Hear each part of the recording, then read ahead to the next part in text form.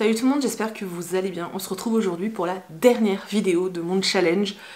Une vidéo par jour au mois de février. Et bah dis donc, j'aurais été jusqu'au bout, je suis super contente. Je voulais terminer ce challenge et ce mois en beauté en fait. En donnant la parole à d'autres personnes et en vous faisant découvrir peut-être d'autres personnes. Je trouvais ça super intéressant et je trouve que c'est surtout pour moi l'esprit de YouTube à la base. Voilà, quand moi j'ai commencé à regarder YouTube, parce qu'au départ j'étais juste, voilà, je me contentais de regarder, je trouvais qu'il y avait quelque chose d'assez fort dans cette communauté, pas Booktube hein, parce que je connaissais pas, mais dans la communauté YouTube en général, c'était le partage et les échanges. Je trouvais que les gens s'entraidaient, échangeaient, c'est l'impression que j'avais en étant simple spectatrice.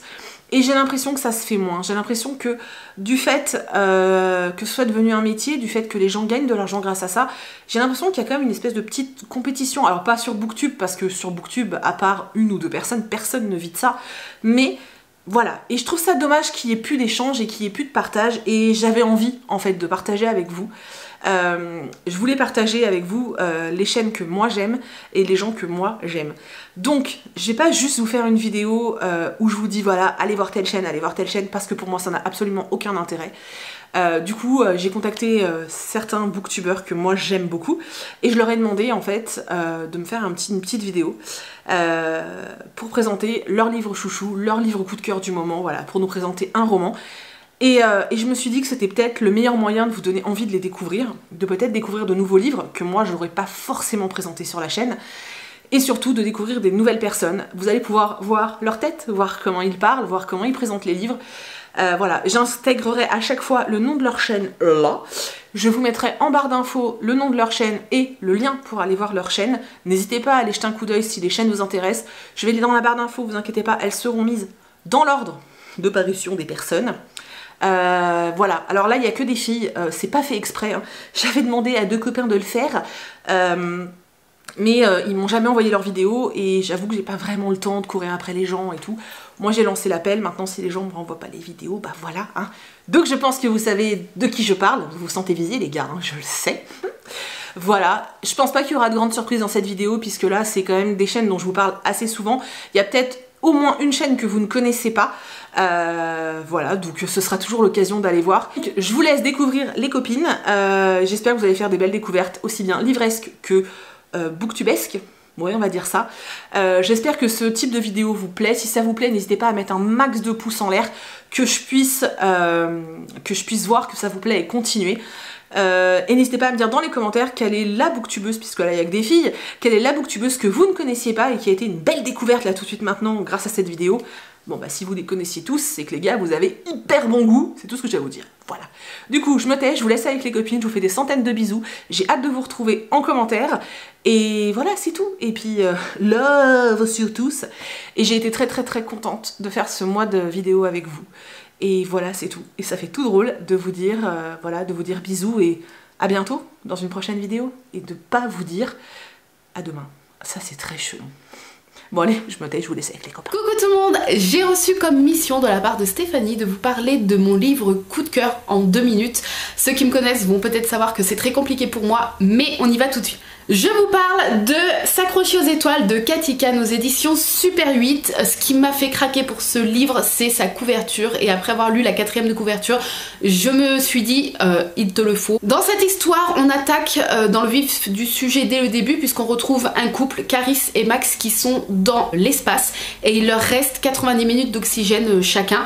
Et pendant ces 90 minutes, ils vont tout faire pour trouver une solution pour survivre. Ils n'ont plus accès à leur vaisseau, ils n'ont plus rien du tout, leur oxygène est défaillante, si on peut dire ça comme ça, et ils ont plus donc que 90 minutes. Pendant ces 90 minutes, ils vont se rappeler tous leurs souvenirs de comment ils se sont rencontrés, comment était leur vie sur la planète Terre, qui n'est plus vraiment la Terre que nous on connaît, puisque la planète Terre est dans un futur, si on peut dire ça comme ça. Les pays ne portent plus leur nom, ils ont des espèces de numéros. Tous les 3 ans en fait sur cette terre, les gens changent de pays, c'est obligatoire, donc ce qui fait qu'on ne peut pas vraiment s'attacher à quelqu'un de peur d'être éloigné de cette personne. Et sur cette terre, on n'a plus le droit d'être en couple et de fonder une famille avant l'âge de 35 ans. Ils font ça pour qu'en fait les gens puissent donner le meilleur d'eux-mêmes dans leur travail et dans leur vie quotidienne, leur vie professionnelle, avant de se poser et de fonder une famille. Caris et Max, eux, ont fait abstraction de cette règle et ils se sont un peu rebellés en fait face à cette nouvelle société qui met de côté l'amour. On est pris par ce compte à rebours puisque chaque début de chapitre, ou un chapitre sur deux, je sais plus, nous fait le décompte de leur niveau d'oxygène en minutes. J'espère vous avoir donné envie de le lire, c'est une très très belle histoire. Je remercie encore Stéphanie de m'avoir donné l'opportunité de vous faire découvrir mon coup de cœur et je vous dis à très très vite. Mon livre doudou, c'est E égale MC au carré Mon amour de Patrick Covin. C'est un livre qui date des années 70, je pense, à peu près. C'est une histoire d'amour entre deux adolescents. Ça se passe dans les années 70. Ces deux jeunes gens n'avaient a priori rien à faire ensemble et finalement ils vont vivre une très très belle histoire d'amour. C'est un livre que j'ai lu un nombre incalculable de fois. Et ce qui est drôle, c'est que en fait c'est le premier roman que j'ai lu quand j'étais toute petite, enfin toute jeune quoi, j'avais 13-14 ans je pense. C'est le premier vrai roman dans lequel je me suis plongée. Je l'ai adoré parce que forcément ça parle d'amour, ça parle aussi de cinéma, c'est très poétique et en même temps très humoristique. Patrick Covin, il y a vraiment une plume très très intéressante et à l'époque je l'avais adoré, mais ce qui est surtout drôle c'est qu'au fur et à mesure du temps qui passe, je le relis très régulièrement et j'ai une autre lecture au fur et à mesure que le temps passe en fait. C'est ça qui est merveilleux, c'est un livre qui a finalement grandi avec moi et que j'ai appris à connaître au fil du temps, au fil de mes relectures. Donc voilà, ça reste aujourd'hui une valeur sûre pour moi. Hey coucou tout le monde, ravie de vous retrouver aujourd'hui sur la chaîne de Stéphanie. Ma copine Stéphanie qui m'a demandé aujourd'hui de vous parler d'un de mes coups de cœur de tous les temps et un de mes coups de cœur de tous les temps. C'est L'enfant aux cailloux de Sophie Loubière. Comment vous dire à quel point ce roman regroupe tout ce que je recherche dans mes lectures, du gros psychologique. Ceux qui suivent ma chaîne savent que je l'appelle même du psychiatrique.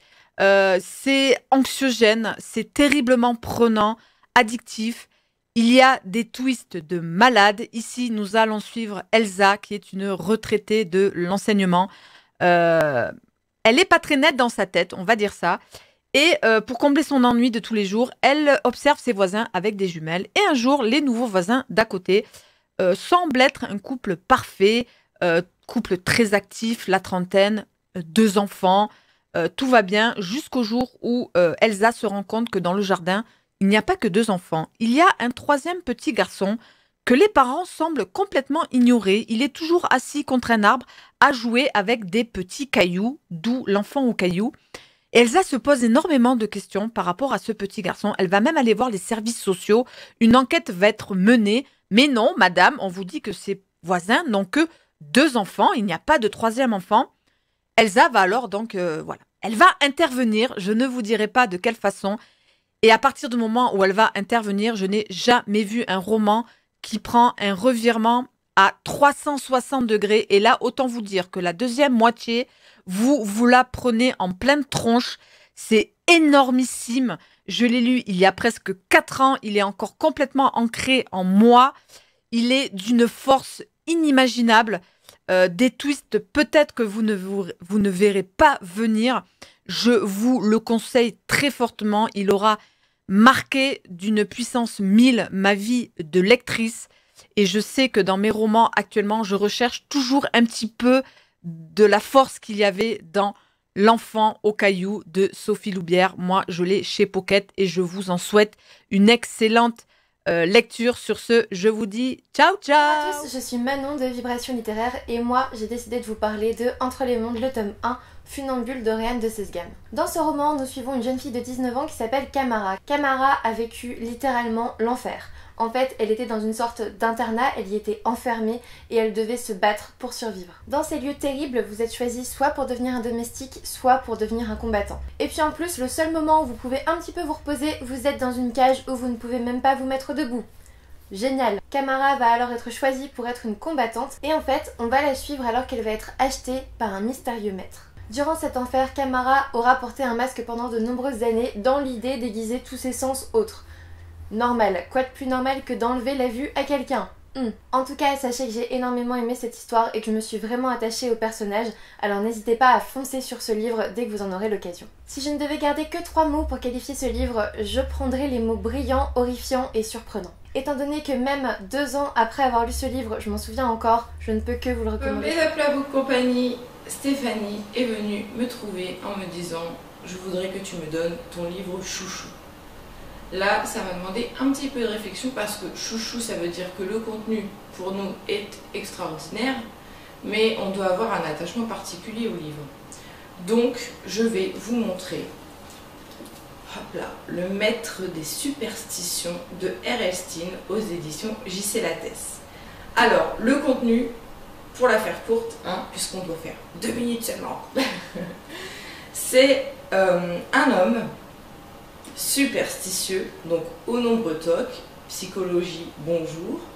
Psychologie, encore une fois, puisque une jeune femme va s'éprendre d'amour pour lui, mais manipulation, est-il vraiment désintéressé par cette jeune femme? N'a-t-elle pas une utilité autre que frigolage? On a des meurtres, enquêtes, on a une aura fantastique, et on a surtout un côté culture que j'adore puisqu'on va avoir affaire à la légende du Dullahan qui est ma foi peu connue et sur laquelle je m'étais penchée d'ailleurs en faisant une vidéo Serial Caro. Pour ce qui est de Chouchou et de l'amour que je lui porte, c'est très simple. Déjà, il a ce quelque chose des années 90 qui me rend hyper nostalgique.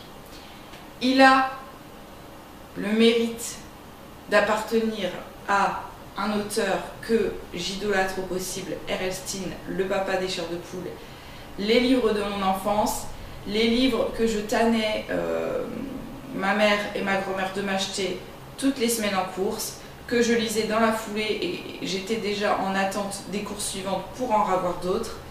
Et enfin, notre rencontre, je ne savais pas du tout qu'il avait écrit un livre adulte.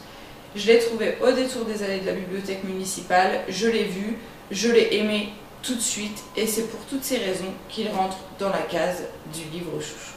Bonjour tout le monde, c'est Maud, je vous retrouve pour vous parler d'un coup de cœur de mon année 2017. Il s'agit du livre Les Rumeurs d'Issard, le tome 1, Le Talisman perdu de Marie Caillet, paru aux éditions Hachette. C'est un livre de fantaisie orientale puisque dedans nous allons y croiser des djinns, des sabliers magiques qui énoncent d'étranges rumeurs et des réparateurs de tapis volants. Oui, c'est pas une profession très commune, pourtant c'est celle qu'exerce Ejan, un jeune garçon de 16 ans qui vient d'aller au palais pour récupérer son talisman, sauf que quelques heures après avoir quitté le palais, de ce talisman naît un ange. Et en fait, dans cette mythologie, les anges et les gardiens sont au service du pouvoir.